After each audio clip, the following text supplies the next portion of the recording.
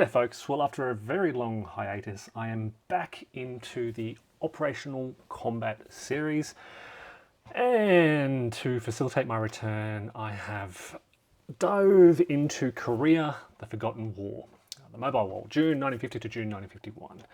Fantastic kind of introductory, well I wouldn't say introductory, but it's a really great accessible title for players new to OCS or returning to OCS like myself. So I'm a bit rusty.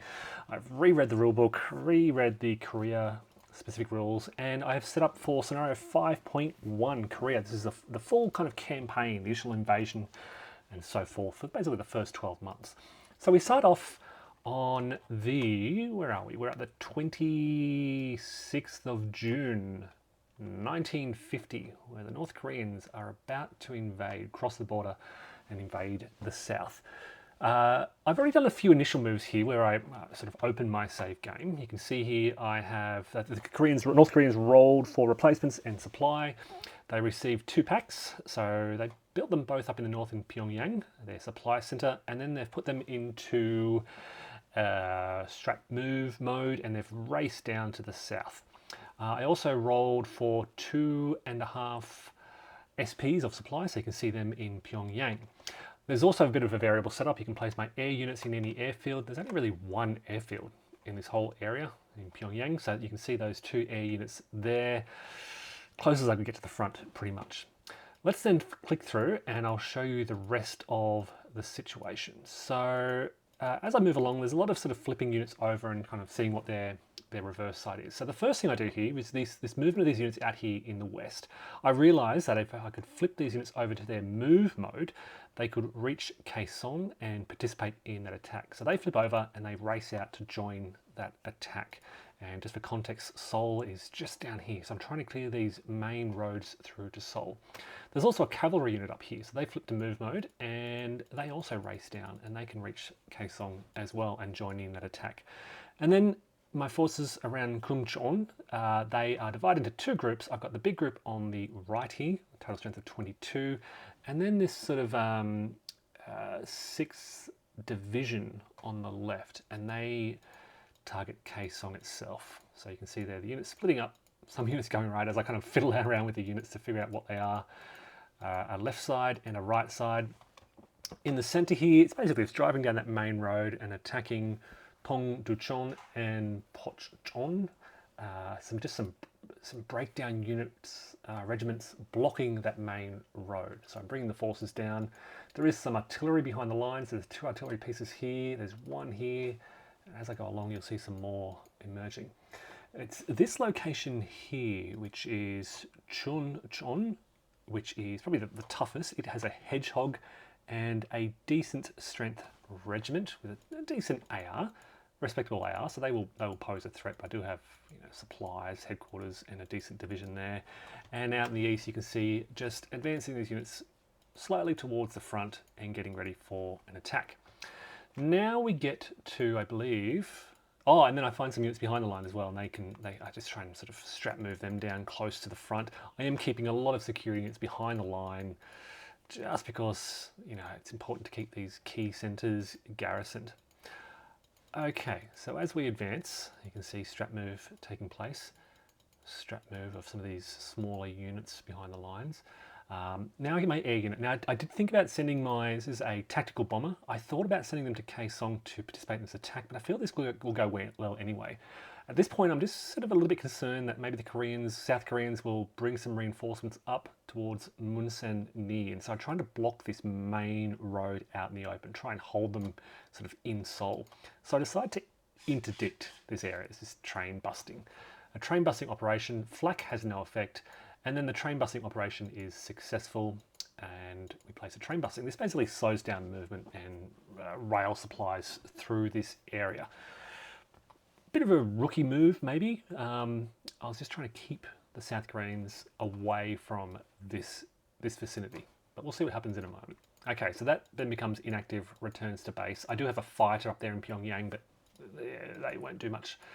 Okay, so train busting in effect down the south. We then get to the artillery barrage phase. You can see 2 artillery pieces here, 1, where is it? 2 back there, a couple along the front. let's go through. It's a bit time consuming here. Most of their strength is 13, typically 1 to the left because of the size of the unit, 1 RE, regimental equivalent or less. We get a couple of DG. I'm just going to flow through these very quickly. 1 DG in Kason. Got to make sure I spend supplies for that. We get 1 DG in Chon out here on the right. This is a good one because this is the space with the hedgehog marker. And then a lot of no effects throughout the rest of the area. But we did get a final DG way out there on the right on the coast. Okay, so now we get to our combat phase. And first important attack is on Kaesong. And again, it sees these left-hand units attacking. They have 15 on 4 because they're disorganized. They're halved on defense.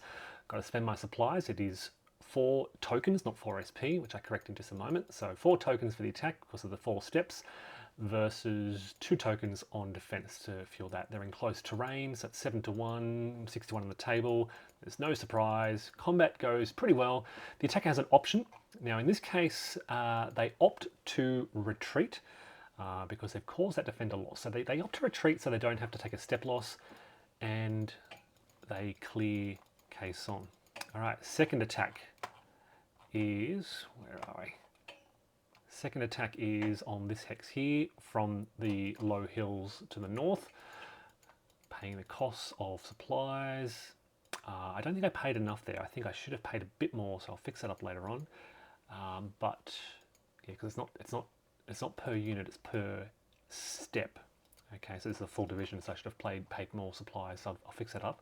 But there is no surprise. Combat goes reasonably well. There is an attacker exploitation 3, defender step loss. So the defenders are wiped out and we can exploit and advance into the hex. So exploitation happens later on. In the center here, just south of Yeoncheon, we have more combat going on. Paying my supplies. We get a surprise attack here. Combat moves to the far right column. Unfortunately, the combat roll is low, but it's enough to get an AE4 deal 1. So the defenders are wiped out, and we do get a bit of exploitation with some of our units. So you'll notice some of these has AR3s. It was an AE4 result, which means only units with an AR of 4 or higher can exploit. So those 2 units on the left there, which is fine. Combat near Pochon goes well. We get an AE3 DL2. Eliminate the defender and we can advance, and I remember to advance with these units as well, which I forgot to do earlier. I did make some mistakes at times with these combats. I think I remembered for this one, but I did forget. I think this combat over here I forgot, but I did fix it up later on. So you may notice if you're reading through the text some mistakes in forgetting to halve, but I do fix that. Okay, so the combat over here, we get a defender surprise. This is in Chonchon. Defender surprise, pay the supplies, which I always forget. Luckily, combat goes, well, it doesn't go well actually. We get an AO1 defender option 1. So the attacker takes a step loss and then the defender retreats, and we do capture that, but it does come at some cost. Over to the right here, supplies can't reach, so these guys are allowed to draw from internal supplies. Combat is fairly close, no surprise, not great for the attackers, so we can AL101. And I think this is one that I forgot, so I do fix this up later on. And then in the far right, AO1, DL1, the attacker option is retreat, and the defender is wiped out. Okay, so I did go through after that and fix up some of the mistakes. So this unit here shouldn't have retreated. We retreated there. And then we get to the exploitation phase. Okay, so you can see units exploiting, moving towards Munsen Ni, finding a way to get down across the river over there. And we do all our movement first. So the only exploitation up here is in the north of Seoul. But the fact that they're all together is pretty good. Exploitation movements only get half their movement. I think. Units released from reserve get full. Exploitation only half. I think I've done that all right.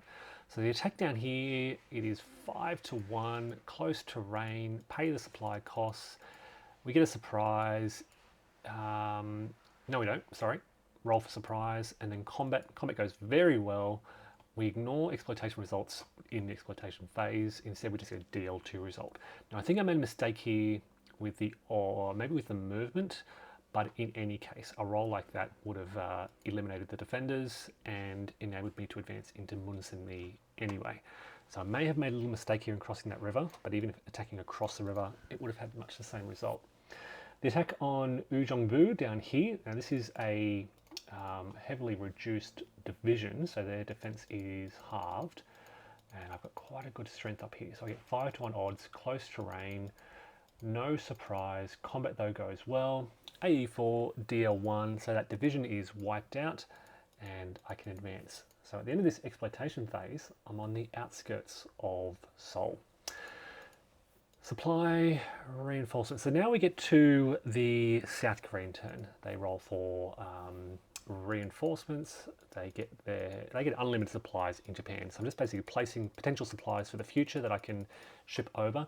They get the first thing they do in the movement phase is they build a hedgehog in Seoul. This is where the South Koreans face their first big decision. Do they try to defend Seoul? Do they try and block these roads?